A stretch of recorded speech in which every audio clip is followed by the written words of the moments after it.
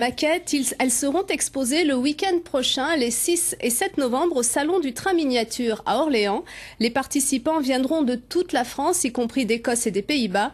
Jean-Pierre Aubry et Gilles Egloff se sont rendus dans le club des modélistes du centre, une cinquantaine de fous du rail. Il y a Jean-Louis qui est au fond, en vert, qui s'occupe du triage, du pont tournant, la remise de locomotives, vapeur. Il y a François qui s'occupe du chargement de wagons et de la composition des rames un petit peu. Il y a Philippe, dit Fifi, qui s'occupe d'électricité et des maquettes. Dans ce club de modélistes ferroviaires, chacun a une casquette pour animer cette maquette au 1,87e, le format standard dans le train miniature. Une maquette entièrement conçue par la cinquantaine de membres de l'association qui apportent chacun son savoir-faire.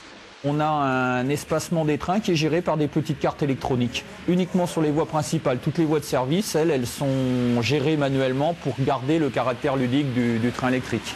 Le décor commence à prendre beaucoup d'importance.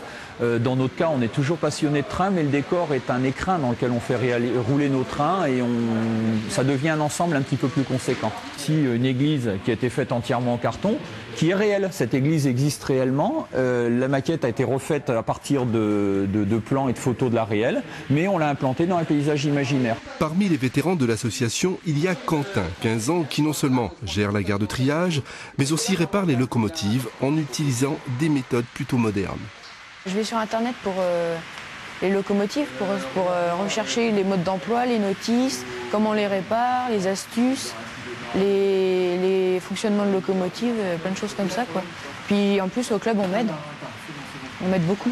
Parmi la soixantaine de réseaux européens de modélistes invités au 12e Salon du Train Miniature, ces inconditionnels du chemin de fer des années 50 à nos jours espèrent bien faire à cette occasion de nouveaux adeptes. Voilà, c'est la fin de cette édition. Dans quelques minutes, le journal